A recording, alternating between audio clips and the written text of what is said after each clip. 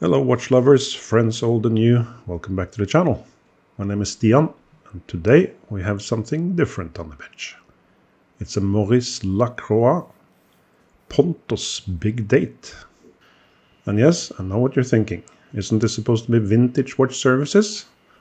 Well, today it's kind of relatively recent watch services. But it's a pretty cool watch, and it's from a brand that a lot of people know, that's also quite affordable and yeah, different. So let's have a look at the watch. The coolest feature is of course this big date. And we see that the tens of the date, so the first digit, switches separately from the ones. So that's interesting to see how they did that. See, the case is in very good condition. It's just a little dirty. So we're going to clean that and get it nice and shiny. Let's first also see how well the watch is running. So we put it on this time grapher, which basically counts the ticks and tocks and shows us how that looks. Ideally, of course, we want the rate to be round zero, a little bit plus, maybe a few seconds plus. The amplitude should be some 270, 300 for this watch. So for this time grapher readout, the lines are straight as we like them to be, but obviously the watch is not running very well. Hopefully it's just down to dirt, so let's open it up and see. So we took off this display case back, and we could already see, of course, through the glass that this is an ETA 2892 movement, and the screws are very tight. And what you really don't want to do is have the screwdriver slip and then scratch all over the movement. That is not what you want.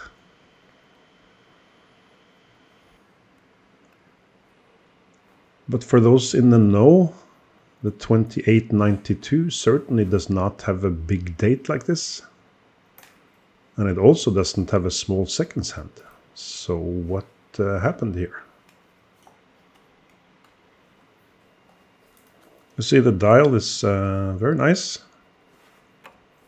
It's got this blue small seconds hand. That's a nice little touch. So the movement has an extra module that we'll see in a few seconds. And due to this, the dial feet are very long and held in place by these dog screws instead of the typical clasps.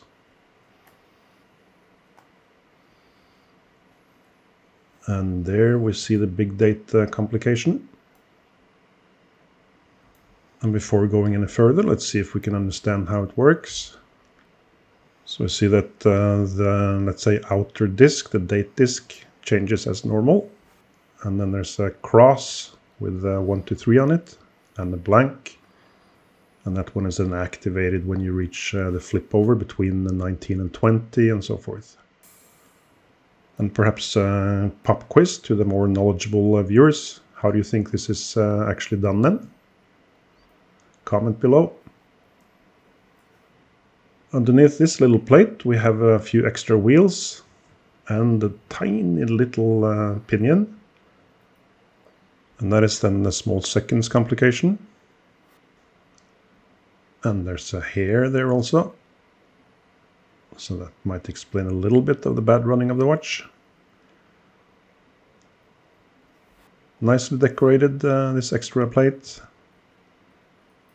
And when we remove it, we see the more or less standard 2892 underneath. I say more or less because there's a couple of extra things that have been done. We'll get back to that.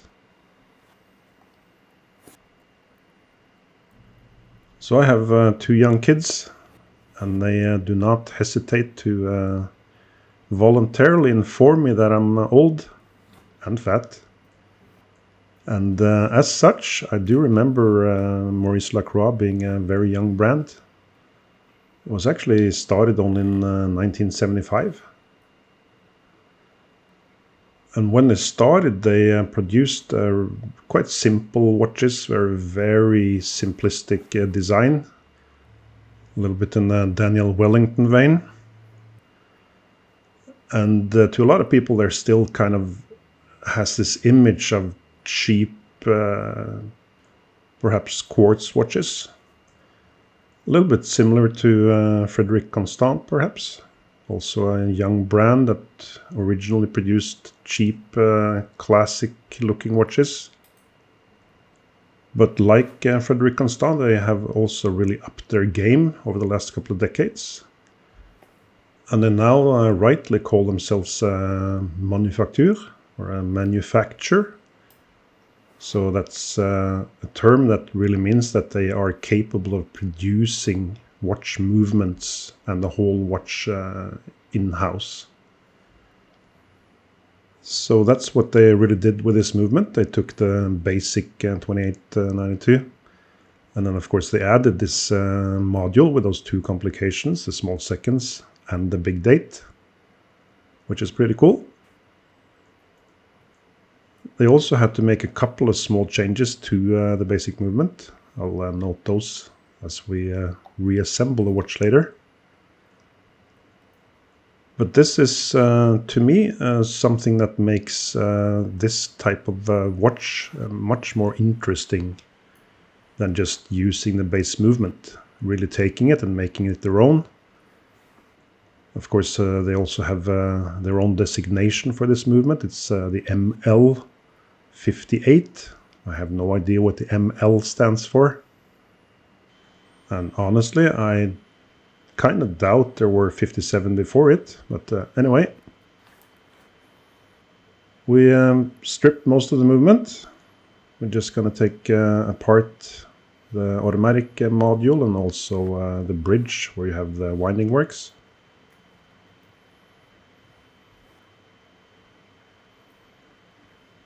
These parts are all standard 2892.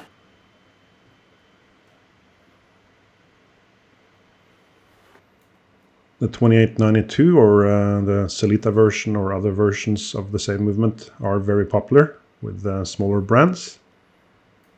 And especially, of course, if you want to do something of your own, like Maurice Lacroix have done with this one, because it's thin. The movement itself is just 3.6 millimeters thick.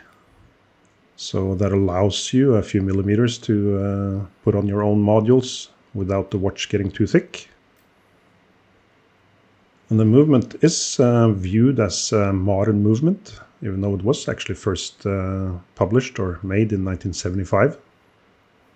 Coincidentally, the same year Maurice Lacroix was founded.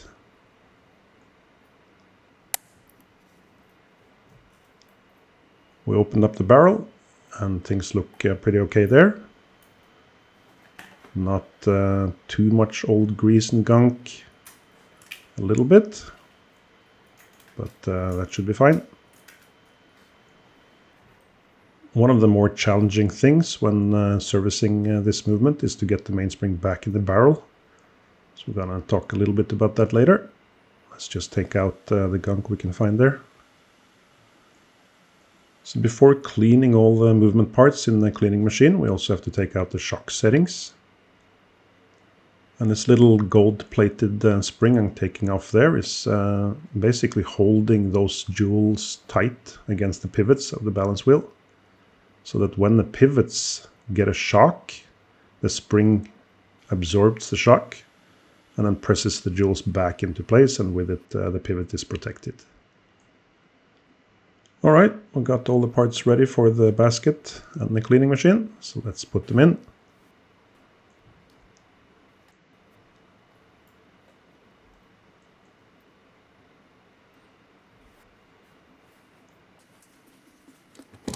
The cleaning machine has 4 jars. The first 3 are cleaning, and then you have a rinsing one. And the machine cleans by very rapidly turning the basket very slightly from side to side, like that. Does a very good job of cleaning without damage to the parts. Alright, let's have a look at the case as well. You can see there's a lot of dirt around the crown, which is very common. Otherwise, the case and the case back is in very nice condition. Just need to shine it a little bit, basically. Let's clean it in the ultrasonic first of all.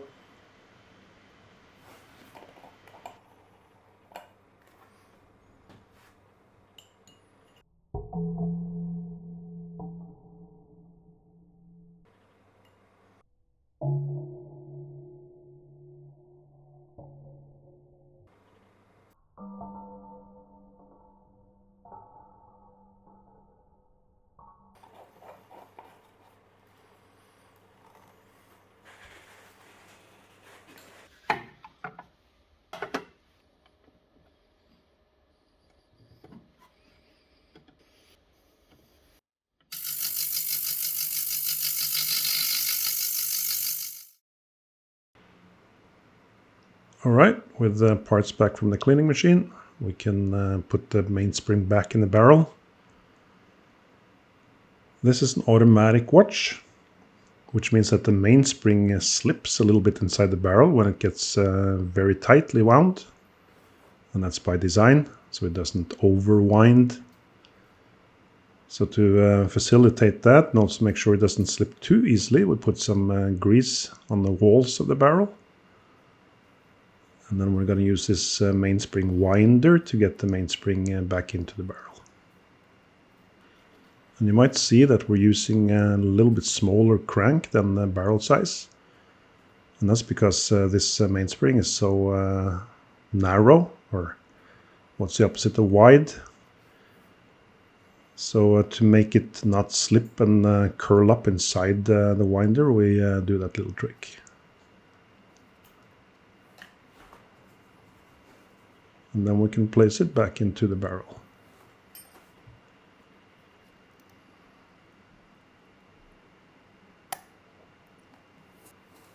And there we go.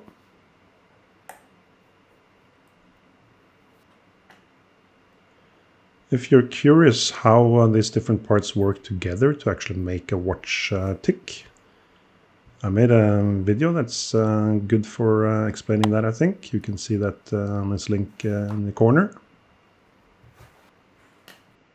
We're going to treat a few of the parts with this product called Fixodrop. What Fixodrop does is to create a little thin layer of stearic acid on the metal. And that makes the lubrication, so generally oil, not creep or move away from where you want it to be. It's very useful for a few elements of the watch. And then we'll put a tiny little drop of oil on each of the end stones for the shock setting. That tiny little drop makes the pivots of the balance rotate almost without any friction. So with those in place, we should be able to see the balance oscillate very freely and nicely. So let's see.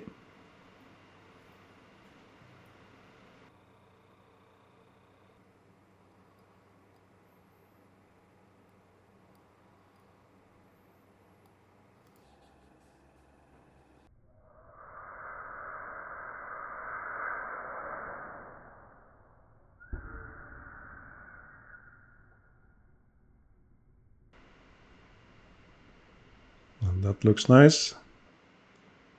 All right, let's start rebuilding the train. For this movement, we first have to put in this second wheel. And the ratchet wheel goes on top of the barrel. And then all the stuff needed for winding the watch goes underneath the barrel bridge. That helps makes the watch slimmer.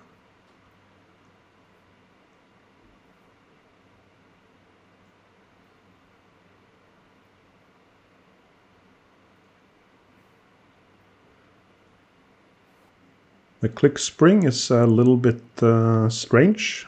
It's a very simple click spring for what is otherwise a relatively adorned movement.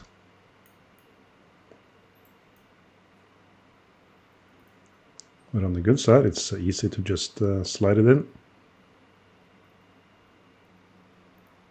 And I do see my nose hair is getting pretty bushy there. But that's the way my wife likes it.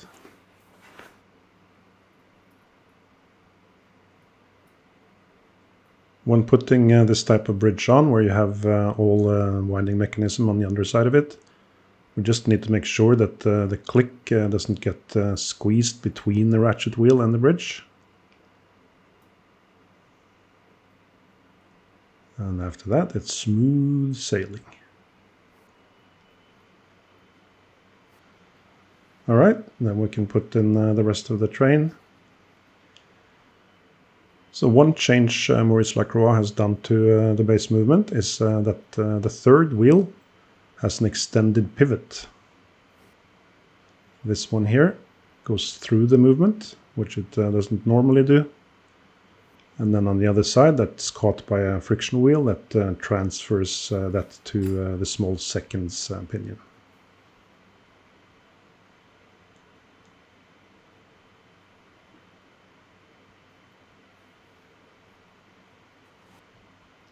The 2892 is a really good movement.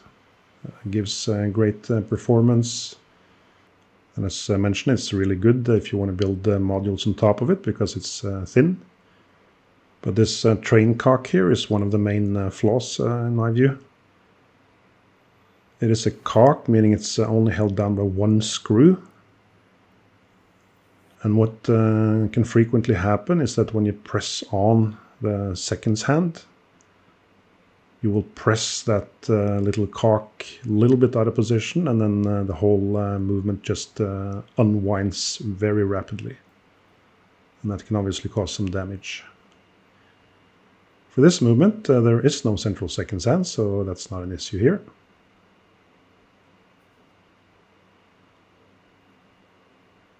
We're over on the dial side of things. First thing I like to do is put in the winding pinion and the sliding pinion.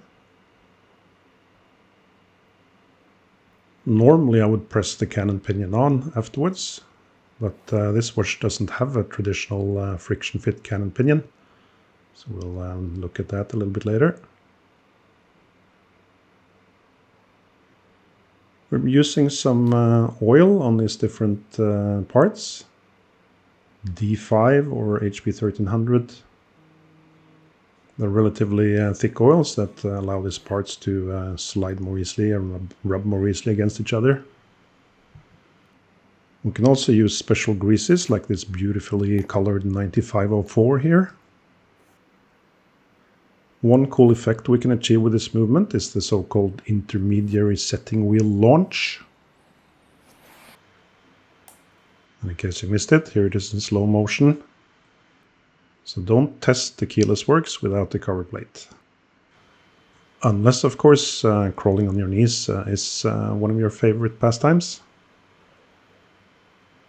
The cannon pinion on this watch is in one piece with the minute wheel. And this one has also been slightly adjusted by Maurice Lacroix. Normally the cannon pinion would be hollow or have a hole going straight through it. But as we can see, this one is closed. And that's of course because there is no central seconds hand. The aforementioned cover plate is also ping worthy. So be careful when putting that in place as well.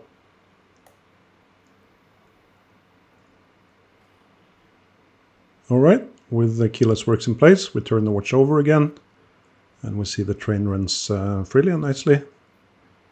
So that means we can put in the Pallet Fork. On older watches, you will typically see that the Pallet Fork is restricted in how far it can flip to each side by so-called banking pins. This movement has those banking pins built into the Pallet Fork cock.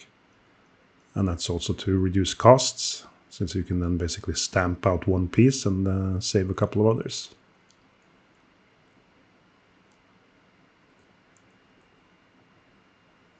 Since this is a high bit movement, we're putting some grease on the exit pallet. And then we're distributing that grease over the escape wheel teeth. And this is where the fix or drop product comes in handy, because it helps the grease stay more in place on both the pallet and the escape wheel teeth.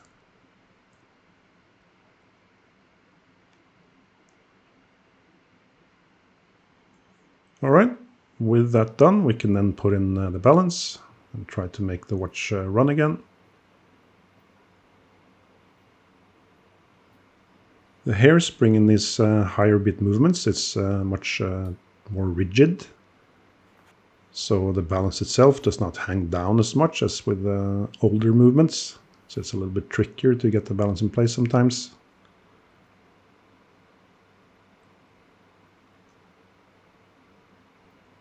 And then we can oil all the pivots. We're using thicker oil for the wheels that rotate slowly with more torque, and light oil for the lighter wheels that rotate fast. Let's demagnetize the movement and then check how it runs.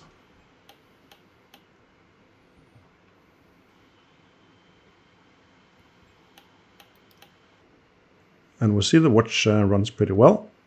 You just need to make sure it runs a bit more accurately. And also the lift angle should be 53 for this watch. And then it looks better. What is it? Kind of rubber with some small touchstones inside it.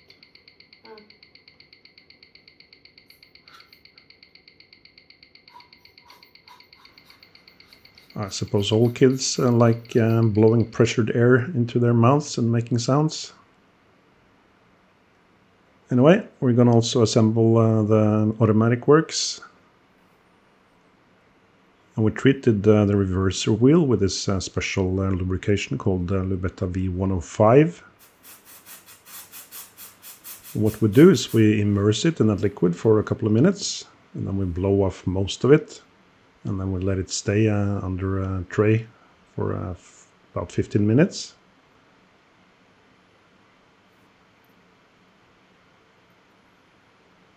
And then we can put the rest of the automatic module back together and see if it works.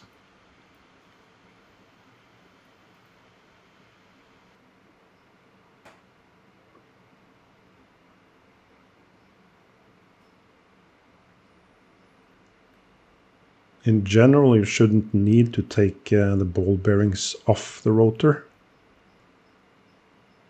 If you want to, it's not difficult to do so, but it should clean up well enough. We are gonna lubricate the ball bearings as well. We do that after we put the automatic module back onto the watch, and that's something we do a bit later on. This movement has an instant date flip over, and that's done with this wheel here. There's a little spring inside it, and when that spring is loaded enough, it will release and then flip the date disc over very fast. We'll see how fast that is a little bit later on. You can probably also see that the date disc is quite different from normal date discs.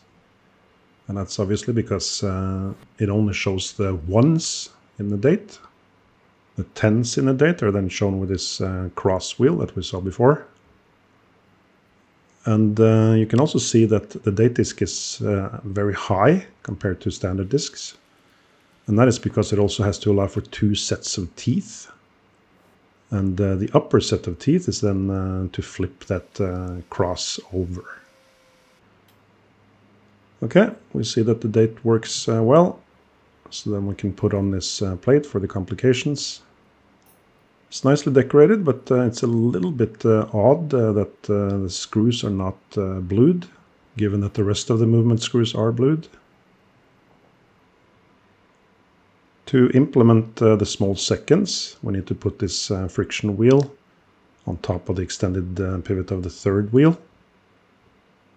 And then there's a couple of intermediate wheels between that one and the small seconds pinion. And hopefully, if Maurice Lacroix did their math right, the result should be that the seconds hand rotates at the proper speed.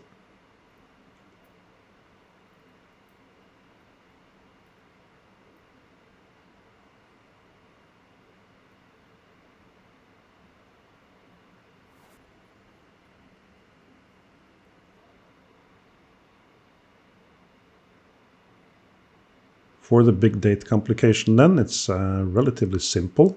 It's a nice little way of doing it. You of course have to have a jumper so it flips over instantly, or near instantly.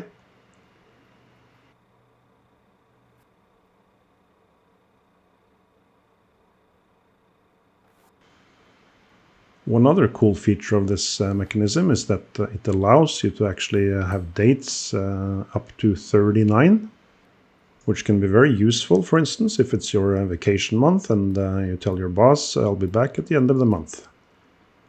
And if he has any issues with that, when you come back, you just say, hey, it's the 39th.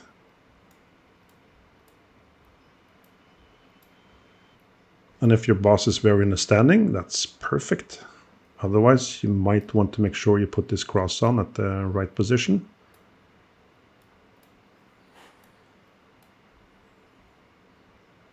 All right, let's get the dial back on. The dial is in perfect condition. In order to place the hour hand and the minute hand at midnight, we first make the date flip over, which should happen at midnight. And at that point, we can put the hands as close to midnight as we manage. Obviously, this is not ever going to be exactly at midnight. It should be within 15 minutes, to or fro. And most of the time, we should manage to get it to within 5 minutes. But I have heard people say, hey, something is wrong with my watch. The hands don't flip over at midnight. And if you ask them, say, yeah, it's like 10 minutes too late. And no, that's not a bug. It's a feature.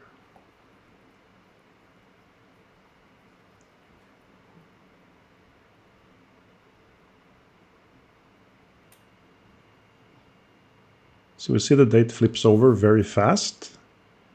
It's not as fast as, for instance, on the Longines Ultrachron we recently had a look at. So it is easier to find midnight. And let's see how well we found it.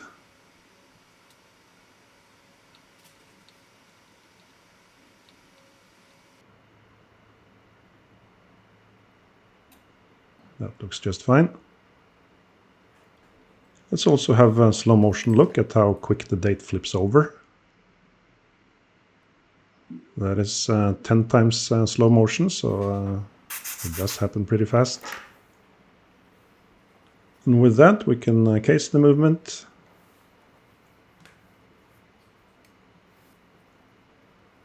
There's no work needed on the case for this one.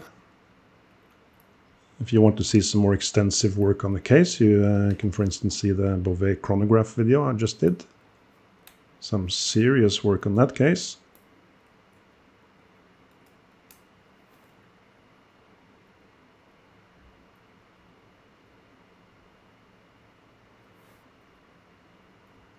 When you finish servicing a watch, it's a bit unfortunate to have any parts left in your tray.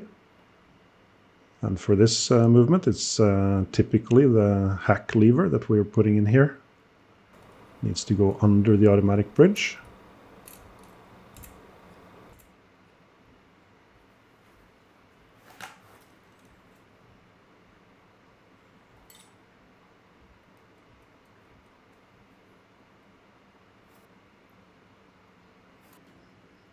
And with the automatic bridge in place, the last thing we're going to do is to lubricate the ball bearing a little bit with this Lubetta V106. And then we can rotate the rotor a little bit. And now it's time for a magic trick. Now you see it. Now you don't. Thank you, thank you, thank you. I do children's birthdays if they are really, really small and extremely gullible.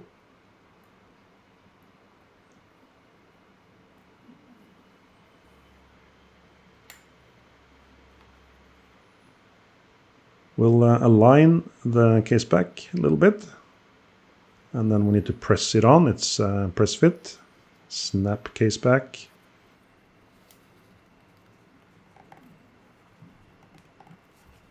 And with the case back tightly on, we can put the strap back on, and then the watch is ready to wear. On the wrist, I think it's a really good looking watch. It's also affordable, and hopefully I've conveyed in this video that Maurice Lacroix is a legit manufacturer. Hope you enjoyed this video. If you did, then clicking like and subscribe will certainly help the channel. We'll be back shortly with another video. Until then,